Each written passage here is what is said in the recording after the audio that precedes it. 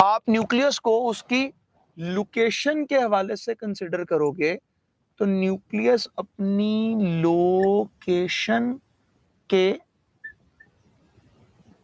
वे में ये आपके पास यूकैरियोटिक सेल ही के अंदर पाए जाते हैं।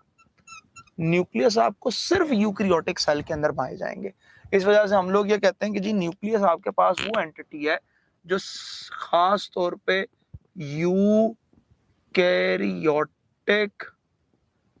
सेल्स में मौजूद होंगे।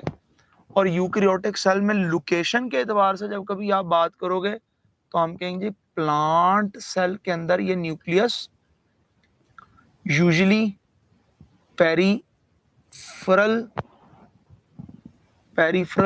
न्यूक्लियस होता है प्लांट सेल के अंदर। लेकिन ये अगर आप मेरिस्टेमेटिक सेल्स में बात करोगे तो उनका न्यूक्लियस सेंटर में एग्जिस्ट करता है। यही बात अगर आप लोग in terms of animal cell करोगे तो एनिमल सेल के अंदर सेंट्रल न्यूक्लियस लोकेट करते हैं। मजीद अगर बात बेटे डिस्कस की जाए तो हम लोग न्यूक्लियस के अल्ट्रा स्ट्रक्चर की तरफ मूव करते हैं। जब कभी आप न्यूक्लियस के अल्ट्रा स्ट्रक्चर की तरफ मूव करते हो तो हम ये कहते हैं कि अल्ट्रा स्ट्रक्चर अगर न्यूक्लियस का देखा जाए तो with respect to the ultra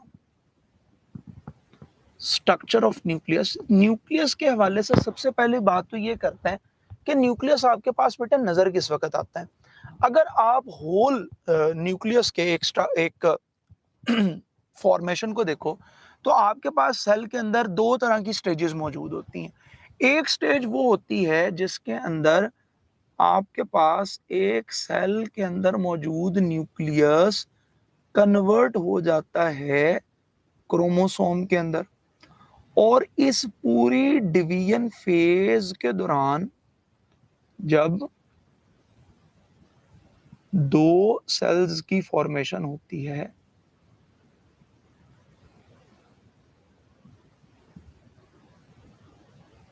जब दो सेल्स की फॉर्मेशन होती है तो एक सेल जैसे ही दो सेल्स के अंदर डिवाइड होता है तो आपके पास ये डिवाइड होने वाले सेल्स में सिर्फ और सिर्फ क्रोमोसोम मौजूद होते हैं। इस वक्त न्यूक्लियस मौजूद नहीं होता। सो जो डिवीजन फेज के दौरान